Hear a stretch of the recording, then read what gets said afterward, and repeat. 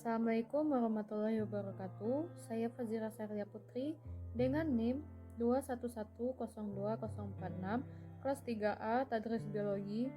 Di sini saya akan menjelaskan tentang tugas ekologi tumbuhan yang keempat, yaitu tentang siklus biogeokimia dengan dosen pengampu Bapak Hendra Ladirman, SSI MPD. Dengan subbab sebagai berikut. Yang pertama, tipe daur dan pola siklus biogeokimia. Yang kedua, kajian kuantitatif siklus biogeokimia.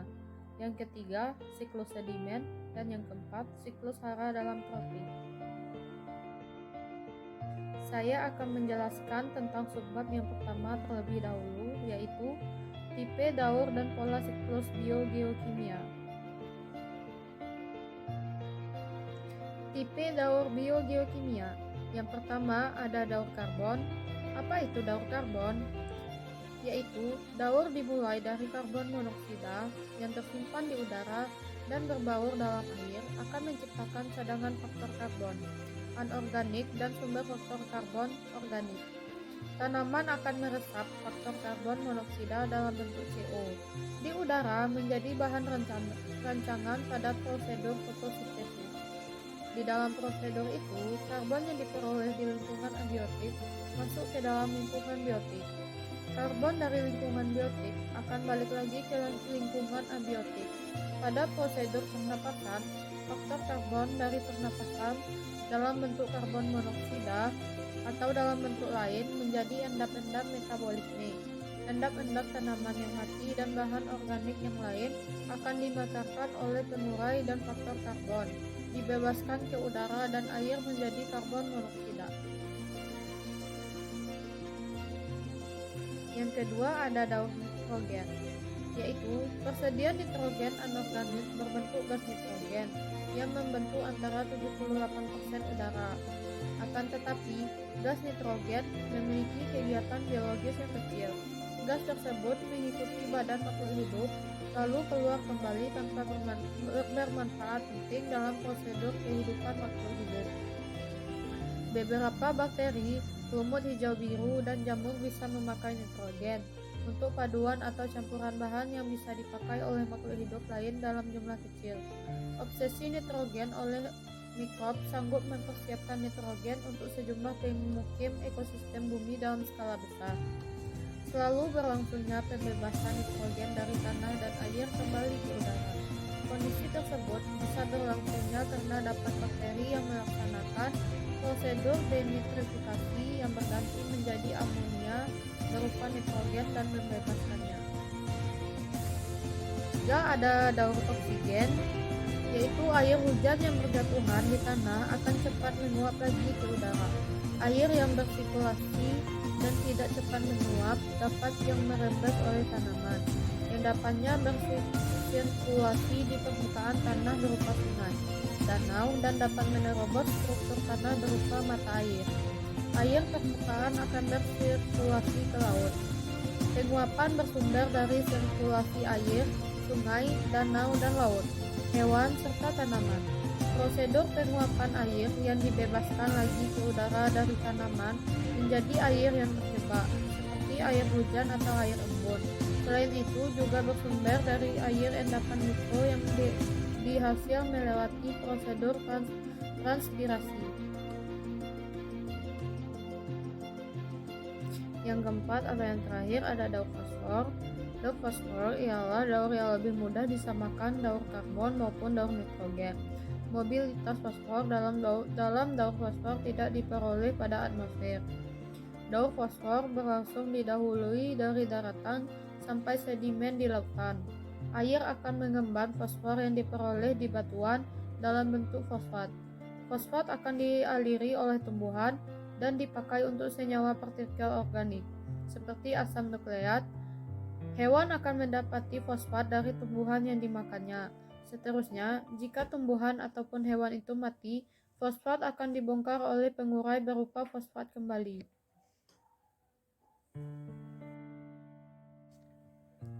Selanjutnya, pola siklus biogeokimia. Yang pertama ada siklus oksigen.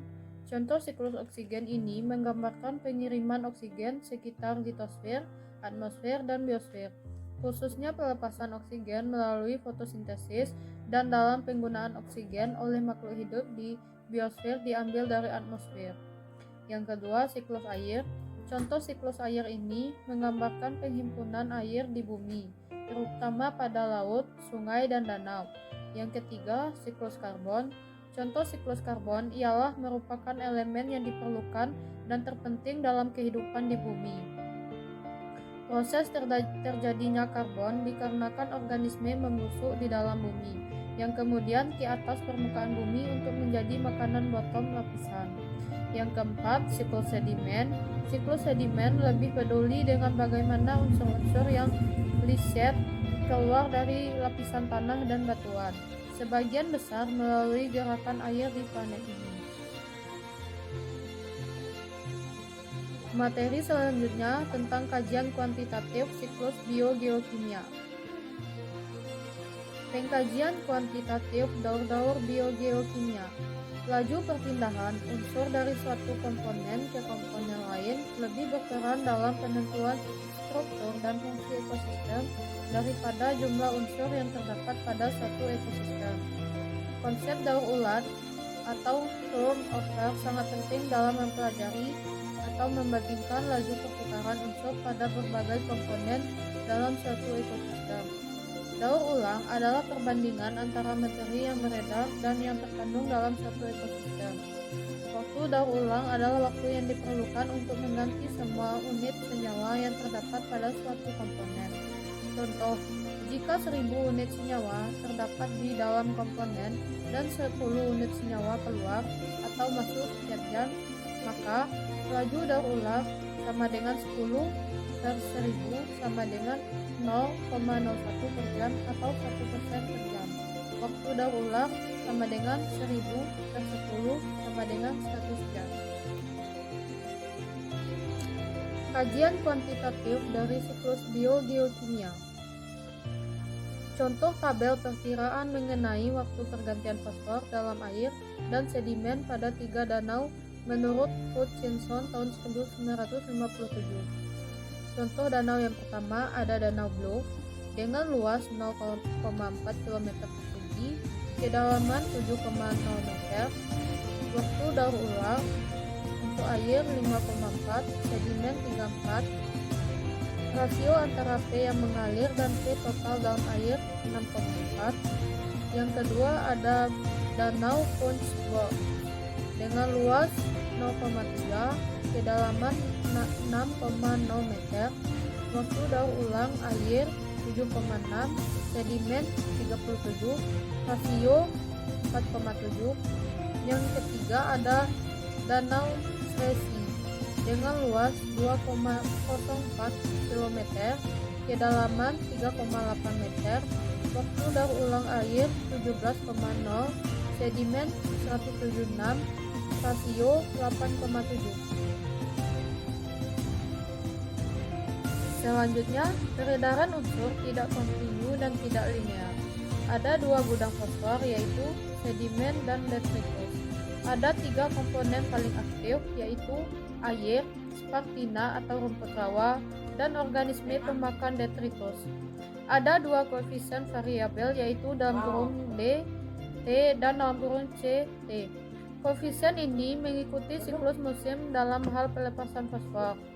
Pada musim panas, fosfor diserap oleh akar rumput-rumputan dari dalam zona anaerob dalam kurung jenuh. Angka dalam kotak menunjukkan cadangan tetap atau standing stocks dalam mg p per m kuadrat. Angka pada panah menunjukkan aliran dalam mg p per m pangkat 3 per hari. Dan angka dalam kurung menunjukkan variabel transfer rata-rata. Materi yang akan saya jelaskan selanjutnya yaitu tentang siklus sedimen. Daur sedimen. Batuan sedimen adalah batuan yang berasal dari batuan sebelumnya atau asalnya, karena itu proses dapat dimulai dari pelapukan batuan. Di sini ada contoh gambarnya, bisa dilihat di bawah. Tahapan daur sedimen. Tahapannya sebagai berikut. Yang pertama ada pelapukan, yang kedua erosi, yang ketiga transportasi, yang keempat pengendapan atau sedimentasi, dan yang kelima tektonik. Yang pertama, pelapukan. Pelapukan adalah proses di mana terjadi penghancuran pada batuan pada permukaan bumi dan pembentukan partikel sedimen. Ada dua tipe pelapukan, yaitu pertama pelapukan secara fisika dan yang kedua pelapukan secara kimia. Yang kedua, erosi. Erosi adalah perpindahan partikel-partikel yang dihasilkan dari pelapukan. Umumnya adalah air hujan. Yang ketiga, transportasi. Transportasi terjadi setelah partikel plastik dan larutan ion yang telah terbentuk dari pelapukan dan erosi mulai berpindah ke tujuan akhir, yaitu cekungan sedimen. Beberapa agen transport yang berperan adalah gravitasi, arus, air, angin, dan lain-lain. Yang keempat, pengendapan atau sedimentasi. Pengendapan atau dikenal dengan sedimentasi terjadi saat partikel sedimen mulai mengendap di dasar dan terkumpul. Yang terakhir, tektonik. Proses tektonik yang menyebabkan terangkatnya lapisan sedimen yang berada di dalam permukaan bumi menuju permukaan, lalu kembali lagi pada proses pelapukan, erosi, dan seterusnya.